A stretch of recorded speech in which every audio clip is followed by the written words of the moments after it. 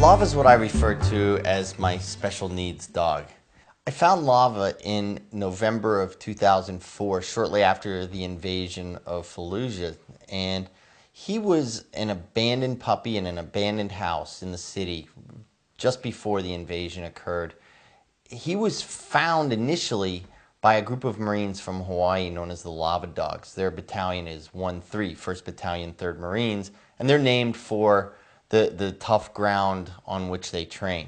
Lava was in this house that they took over as a command post, and I was assigned as liaison officer with an Iraqi Army battalion who were then assigned to work with the American Marines.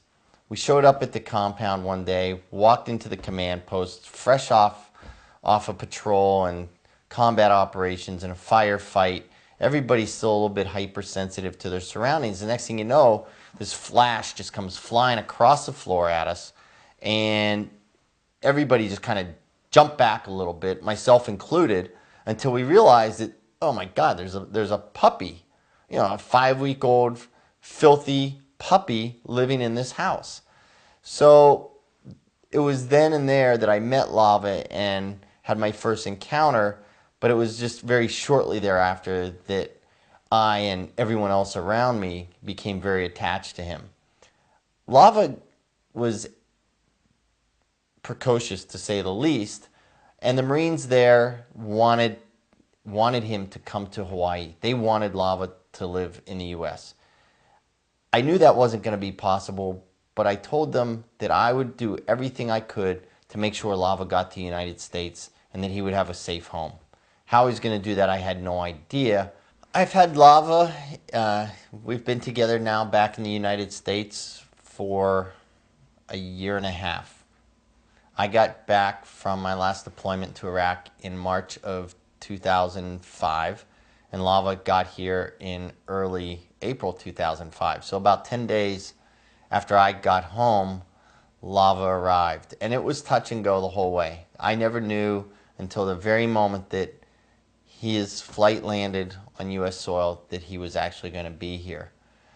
He is a unique animal in that he's lived through combat. He lived in a combat zone. He had us shooting around him all the time. He heard bombs go off. He heard RPGs being fired and exploding on impact. He's heard it all. He's seen it all. And he still has managed to come out the other side pretty much okay. He has his issues, as would most people who have been through what he's been through. One of Lava's favorite things to do is to go play at the park at the end of our street. It's less than half a block away, and every evening you can have up to a dozen or more dogs in the park all at the same time. So it's just dog mayhem, bedlam. They're having a great time, romping in the park. Dogs gone wild. They are just having a blast. And Lava's a little bit of a celebrity. Always has been up there since people have learned his story. Lava has a trainer whose name is Graham Bloom. And Lava has a trainer because dogs need to be trained. Good boy. Lava especially needs to be trained because of his experiences. He's been through much more than other dogs have, having experienced war and international travel under not the best of circumstances. Graham is one of the first people that Lava met when he got to the United States, and he responds to him very, very well. It's kind of like sending your kids to school.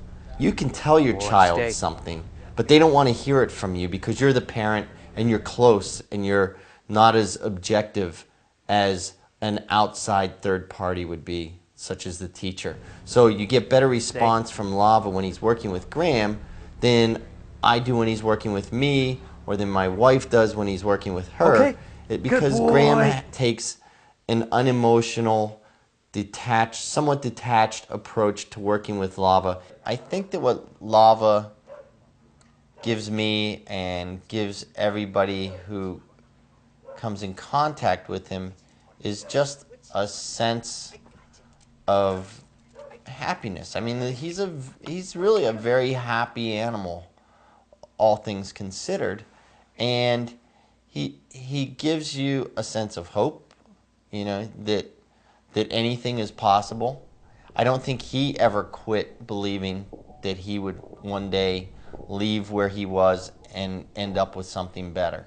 Lava's enhanced my life in that he helps make it complete. It's all part of, he's a part of my family. Now that I'm married and have a stepson and a baby on the way, life just wouldn't be the same and our family wouldn't be complete without having Lava in it.